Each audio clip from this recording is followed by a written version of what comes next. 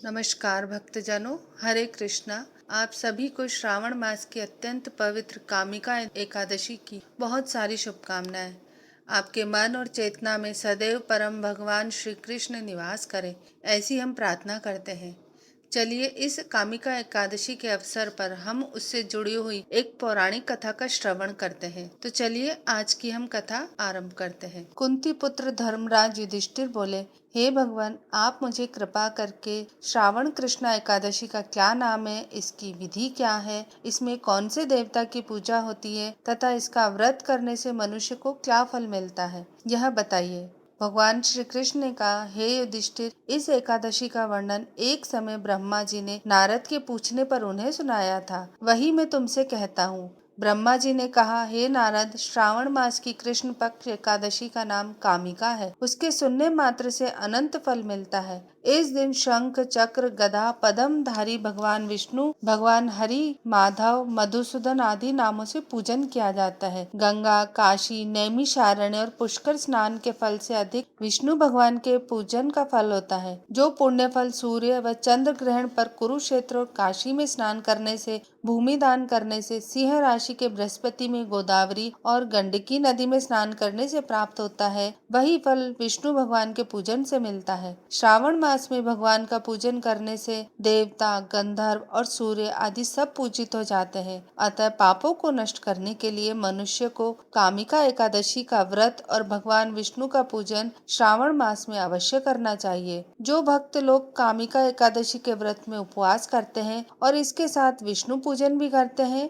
तो व्रत के प्रभाव से उनके सब देवों, किन्नरों, नागों व पितरों का पूजन हो जाता है। इसलिए मनुष्य को पापों से मुक्ति पाने के लिए यह व्रत नियमानुसार विधि पूर्वक करना चाहिए। भगवान ने स्वयं बतलाया है, अध्यात्म विद्या से जो पुण्य मनुष्यों को प्राप्त होता है, उससे अधिक पुण्य तो कामिका एकादशी के व्रत से मिल जाता है। यह व्रत मनुष्यों को मरते समय नरक में जाने से बचाता है। इसके पुण्य प्रभाव से कुयोनि भी नहीं मिलती। जो व्रती इस एकादशी का व्रत करते हुए भक्ति पूर्वक तुलसी दल विष्णु भगवान को अर्पण करते हैं, वे पापों से दूर रहते हैं। श्री विष्णु भगवान रत्न, मोती, मणि तथा आभूषण आदि से इतने प्रसन्न नहीं होते जितने तुलसी दल से होते हैं। तुलसी दल पूजन का फल 4 भार चांदी और 1 भार स्वर्ण के दान के बराबर माना गया है। ब्रह्मा जी बोले, हे नारद, मैं स्वयं भगवान की अति प्रिय तुलसी को सदैव नमस्कार करता हूँ। तुलसी को सींचने से मनुष्य की सब यातनाएं नष्ट हो जाती हैं। तुलसी के दर्शन मात्र से ही मानव के सब पापों का विनाश हो जाता है और शरीर से तुलसी के स्पर्श मात्र से ही मनुष्य शुद्ध हो जाता है। तुलसी जल के स्नान से प्राणी की समस्त बाधाएं और यातनाएं समाप्त हो जाती हैं। जो श्रद्धा पूर्वक भगवान के चरणों में तुलसी जी को अर्पण करता है, वह भव सागर से मुक्त हो जाता है। कामिका एकादशी को रात्रि जागरण व दीपदान करने वालों को प्राप्त पुण्य का वर्णन करने में स्वयं चित्रगुप्त भी असमर्थ है। एकादशी व्रत के दिन प्रभु के समक्ष दीप जलाने वालों के पितर उस दिन स्वर्ग जाते हैं, तो उन्हें स्वर्ग जाने पर हजारों दीपकों की रोशनी प्राप्त होती है। ब्रह्मा जी कहते हैं, हे नारद, ब्रह्म हत्या तथा भ्रूण हत्या आदि पापों को नष्ट करने वाली इस कामिका एकादशी का व्रत मनुष्य को यत्न के साथ करना चाहिए। कामिका एकादशी के व्रत के महात्म्य को श्रद्धा से पढ़ने या सुनने वाला मनुष्य सब पापों से छूटकर विष्णु लोक को जाता है। आइए अब हम कथा का श्रवण करते हैं। किसी नगर में एक ब्राह्मण दंपत्ति रहते थे। अनेक वर्षों की तपस्या के बाद भगवान की कृपा से ब्राह्मण दंपत्ति को एक पुत्र प्राप्त हुआ। यह पुत्र 12 वर्ष का हो गया था और अब उसकी मृत्यु होने वाली। अचानक उन्हें समाचार मिला कि नदी में डूब जाने से उनके पुत्र की मृत्यु हो गई है। वे दोनों ब्राह्मण दंपत्ति उसी क्षण नदी किनारे पहुँचे और जाकर देखा तो उनका पुत्र मृत अवस्था में लेटा हुआ था। अपने पुत्र को गोद में उठाकर वे दोनों ही ब्राह्मण दंपत्ति हृदय द्रावक क्रंदन करने लगे और इस प्रकार 1 महीना बीत गया। और फिर एक चमत्कार हुआ। प्राचीन काल में द्रविड़ देश में एक महान और पराक्रमी राजा राज्य करते थे। उनका नाम था राजा हड़धनवा। राजा ने अपने पिता चित्रधनवा से इस विशाल राज्य को प्राप्त किया था और कुशलता पूर्वक राज्य करते थे। उनकी एक सुंदर रानी थी और 4 पुत्र तथा 1 पुत्री भी थी। राजा हड़धनवा के कुशल राज्य कारोबार से उनकी प्रजा उनसे पूर्ण रूप से संतुष्ट थी। अब एक दिन क्या हुआ कि राजा हड़धनवा अपने कुछ सैनिकों के के साथ शिकार खेलने जंगल में गया। शिकार के पीछे भागते भागते राजा अकेले ही काफी दूर निकल गए और वे रास्ता भटक गए। प्यास के कारण उनका गला सूख रहा था। राजा ने पास में एक झील देखी। अपने घोड़े से उतरकर उन्होंने झील का शीतल जल पिया और एक पेड़ के नीचे विश्राम करने लगे। जब राजा विश्राम कर रहे थे तो वहाँ एक तोता आया और कुछ बोलने लगा। अब राजा इतने विद्वान और निपुण थे कि वे पशु पक्षियों की भाषा को भी समझ पाते थे। अब तोते ने राजा को उतनी तेज आवाज में कहा, ऐसे भी कुछ लोग होते हैं जो भौतिक सुख समृद्धि प्राप्त होने के बाद मनुष्य जीवन का उद्देश्य भूल जाते हैं। इतना बोलकर तोता रुक नहीं गया। उसने इसी वाक्य को अनेक बार दोहराया। कुछ समय बाद राजा के सैनिक राजा को ढूंढते हुए वहां आ पहुंचे और राजा भी उनके साथ वापस अपने महल में चले गए। लेकिन उस तोते की आश्चर्यजनक बात ने राजा के मन को विचलित कर दिया। बार बार उसी विषय में राजा सोचता रहा। यह तोता मुझे ऐसा क्यों कह रहा था? कुछ समय बाद महान ऋषि वाल्मीकि वहां आते हैं। राजा को इस प्रकार विचार मग्न अवस्था में देखकर ऋषि वाल्मीकि ने राजा से पूछा, हे प्रिय राजा, आप इतने चिंतित क्यों प्रतीत हो रहे हो? ऋषि के प्रश्न को सुनकर राजा ने उस दिन के संपूर्ण घटनाक्रम का वर्णन कह सुनाया और राजा ने ऋषि से कहा, हे ऋषिवर, मेरे मन में यही प्रश्न बार बार उठ रहा है, वह तोता ऐसा क्यों बोल रहा था? उसकी बात के पीछे क्या मर्म छिपा हुआ था? मैं इस बात को समझ नहीं पा रहा हूँ। तब वाल्मीकि ऋषि का कुछ समय ध्यान मग्न होकर अतीत के उस अंश को सुलझाने का प्रयास करने में लग गया। कुछ क्षण बाद अपने नेत्र खोलकर ऋषि वाल्मीकि ने राजा से कहा, हे राजन, वह तोता आपके पूर्व जन्म का पुत्र था। बस इतना कहकर ऋषि वाल्मीकि राजा के पूर्व जन्म की एक कथा सुनाने लगे और वह कथा इस प्रकार थी। पूर्व जन्म में राजा हरधन्वा एक ब्राह्मण थे। उनका नाम सुदेवा था और उनकी एक सुंदर और पतिव्रता पत्नी थी जो कि ऋषि गौतम की पुत्री गौतमी थी। सुदेवा और गौतमी वैदिक आदेशों के अनुसार एक आदर्श दंपति का उदाहरण प्रस्तुत कर रहे थे।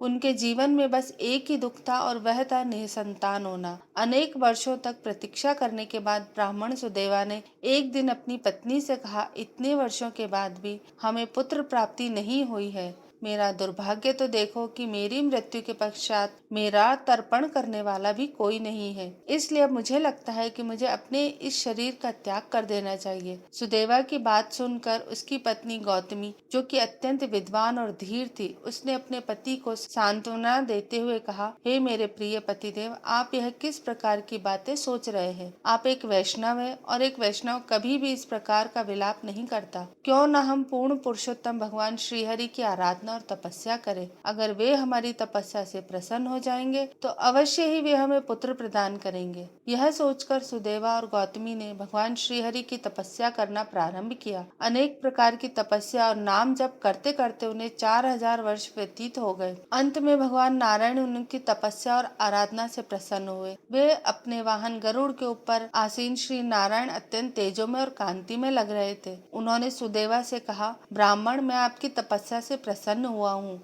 बताइए आपको क्या वर चाहिए? तो सुदेवा ने कहा, मेरे प्रिय प्रभु, यदि आप हमारी तपस्या से प्रसन्न हैं, तो कृपया आप हमें एक पुत्र प्रदान करें। सुदेवा की बात सुनकर भगवान नारायण ने अत्यंत गंभीर वाणी में कहा, हे सुदेवा, मैं तुम्हारी इस इच्छा को पूर्ण नहीं कर सकता। इसके सिवा तुम कुछ और मांग सकते हो, क्योंकि आने वाले 7 जन्म तक तुम्हारे भाग्य में संतान योग नहीं है। बस इतना ही सुनना था कि सुदेवा ब्राह्मण उसी समय मूर्छित हो गए। उन्होंने सोचा कि मैंने इतने वर्षों तक तपस्या की और अंत में भगवान स्वयं मुझे यह कह रहे हैं। इस बात को सहन न कर पाने के कारण वे मूर्छित हो गए। अब देखिए, भगवान से भी ज्यादा कृपालु भगवान के भक्त होते हैं। सुदेवा ब्राह्मण को इस अवस्था में जब गरुड़ जी ने देखा, सुदेवा के पास जाकर उन्हें उठाने का प्रयास करने लगे। उन्होंने भगवान से कहा, हे प्रभु, आप तो करुणा सिंधु हैं, कृपया आप इस ब्राह्मण को एक पुत्र प्रदान कीजिए। गरुड़ की बात सुनकर श्रीहरि मुस्कुराए और उन्होंने गरुड़ से कहा, हे गरुड़, तुम भी मेरे जितने ही सामर्थ्यवान हो, इसलिए ऐसा करो कि तुम इस ब्राह्मण को वर दे दो